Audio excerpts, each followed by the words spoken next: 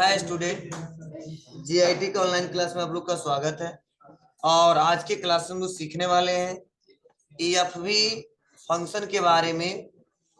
देखिए, जो हमने अभी तक जो फाइनेंशियल फंक्शन पढ़ रहे थे उसमें हमने पढ़ाया आपको कैसे गोसी का इस्तेमाल करेंगे, डाटा टेबल का इस्तेमाल करेंगे, पीपीएमटी कैसे इस्तेमाल करेंगे, आईपीएमटी कैसे इस्तेमाल करेंगे, पीपीएमटी कैसे इस्तेमाल करेंगे। आज जो हम लोग पढ़ने वाले उसी में वह पढ़ने वाले हैं ईएफवी। शांत रहो। ईएफवी, तो जो ईएफवी फंक्शन है इसका बोलते हैं इसको फ्यूचर वैल्यू। अब फ्यूचर वैल्यू का मतलब क्या है कि जब हमको फ्यूचर का कोई वैल्यू ज्ञात करना हो ब्याज के साथ, तो वहां पे सबसे ज्यादा इसका इस्तेमाल करते हैं। और इसका इस्तेमाल इंश्योरेंस कंपनियां जो हमसे पैसा लेती हैं और कुछ टाइम के बाद एक बार पैसा देती हैं वो सबसे ज्यादा करती हैं। जैसे मैंने कुछ एग्जांपल रखा है, LIC, SBI life insurance, Bajaj, max life, SR company, Birla. तो सपोज सबसे ज्यादा इस समय जो आम यूजर इंश्योरेंस कराते हैं, ठीक है, वो सबसे ज्यादा किसमें कराते हैं? LIC में।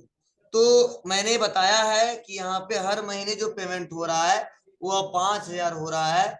और इस कंपनी जो सुविधा दे रही है हमको, जो ब्याज दे रही है वो सालाना 6% दे रही है। उसके बाद से यहाँ पे नेट पीरियड कितने साल के लिए, जो हमने बीमा करवाया कितने साल के लिए? 10 साल के लिए। तो 10 साल में जो पैसा निकल के आएगा ब्याज के साथ वह निकल के आएगा 8,19,398 रुपया 55 पैसा। अगर रियल में सोचो तो हर महीने अगर आप 5 जमा किए थे, कितना जमा किए थे? 5, और 120 मंथ जमा किए थे, तो आपका वैल्यू कितना आना चाहिए? 6 लाख रुपए। लेकिन मिला कितना 10 साल में? 8,19,000, लगभग 2,19,000 क्या हुआ है? केवल ब्याज मिला है आपको, 6% है। अब कंपनी का कितना हो उससे ज्यादा ही होगा, कम नहीं होगा। ठीक है, तो ध्यान दीजिएगा। तो वो हमने आपको बताया। तो ये कैसे निकाला जाता है? तो देखो, मैंने किसी कंपनी में 5,000 जमा करते हैं, किसी में 1,500, 2,000, ठीक है, 1,500, 3,000, 1,000। सबका ब्याज भी अलग अलग है, ड्यूरेशन भी सबका अलग अलग है। अब हमको निकालना है रियल में 5 साल के बाद, 10 साल के बाद कितना पैसा निकल के आएगा ब्याज के साथ। तो उसके लिए हमको इस्तेमाल करना होगा फ्यूचर वैल्यू का। उसके लिए इस्तेमाल करना होगा किसका? फ्यूचर वैल्यू का। तो बहुत सिंपल है, जो अभी तक हम लोग 3-4 दिन से पढ़ते आ रहे हैं, पीएमटी, पीपीएमटी और आईपीएमटी जो कंसेप्ट था, सेम आज भी वही कंसेप्ट है, बस फार्मूला थोड़ा चेंज हो जाएगा। हमको करना है इक्वल, और इक्वल करने बाद से लिखना है एफवी, और एफवी लिखने के बाद से हमको करना है ब्रैकेट को ओपन। इक्वल किया, एफवी किया, ब्रैकेट को ओपन। अब पहला ऑप्शन पूछा जाता है रेट। तो रेट में हमको सबसे पहले देखिए यहाँ पे लिखा जा रहा है इंटरेस्ट रेट। तो हमने बताया था पिछले क्लासेस में, रेट में हमेशा सेलेक्ट करते हैं इंटरेस्ट। तो उस कंपनी का जितना परसेंट इंटरेस्ट उसको सेलेक्ट करेंगे और डिवाइड बाई 12 करेंगे। नहीं, इसे फिक्स नहीं करना क्योंकि वैल्यू को चेंज कराना है। 6, उसके बाद 8, उसके बाद 5, उसके बाद 9, उसके बाद 10, उसके बाद 12, मतलब वैल्यू एक ही हो तब वहां पे फिक्स करेंगे। ड्रैग एंड ड्रॉप करने में कोई दिक्कत ना हो। तो यहाँ पे हमने क्या कर दिया, कामा किया।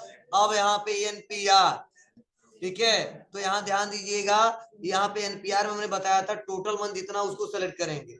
तो select total month, net period हमने बताया यहाँ पे कितने मंथ के लिए है, तो यहाँ पे बस कामा करना है। उसके बाद से पीएमटी, मतलब पेमेंट हम कितना कर रहे हैं।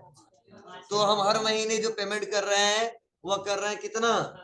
5,000, कामा करेंगे। उसके बाद फिर से देखो पीवी पूछा जा रहा है, इसमें पीवी प्रेजेंट लोन अमाउंट कोई नहीं है, इसलिए इसको ऑप्शनल छोड़ देंगे इस बार और कर देंगे 1, ब्रैकेट को करेंगे बंद और इंटर। देखिए निकल के आया 8,19,398.55। तो यहाँ से बस हम क्या करेंगे, अब सबका निकालना है एक साथ, तो सबका निकालने के लिए बस ड्रैग एंड ड्रॉप कर देंगे, सबका एक साथ निकल के चला आएगा। तो जितनी कंपनियां हैं सबका हम एक साथ आसानी तरीके से निकाल के देख सकते हैं। ठीक है, हम एक साथ क्यों बनाए, हम चाहते थे एक बना देते। ठीक है, इंश्योरेंस कंपनी नाम लिख देता, उसका पीएमटी यहाँ पे, इंटरेस्ट यहाँ पे, नेट पीरियड यहाँ पे, फ्यूचर वैल्यू यहाँ पे। क्लियर है आपको? जैसे पीएमटी पढ़ाया था हमने, लेकिन हम सोच रहे एक साथ निकाले ज्यादा, इसीलिए मैंने यहाँ पे हॉरिजॉन्टल में हमने क्या किया, यहाँ पे रो में हेडिंग बनाया है और रो में हमने रिजल्ट निकाला जी। तो ये सीट पे काम करें तो उसमें बहुत ज्यादा सेल होता है, तो वो सब सेल कहाँ गया? क्या आंसर, तो सब सेल ही है ना, ये सब सेल हैं, छोटे छोटे सेल है, तो हमको दिखाई दे रहा है। ठीक है, अब बॉर्डर लगा दो तो पता चलेगा, नहीं दिखाई दे रहा है तो। ठीक है, तो ध्यान दीजिएगा, ये सेल है, बहुत सारे सेलों से हमारा यहाँ पे सीट बनता है। ठीक है, रो और कॉलम कंबाइनेशन से। क्लियर है, सब निकाल लोगे? तो चलिए पहले तो इसको नोट करिए, तब हम देखते हैं, आगे बढ़ते हैं।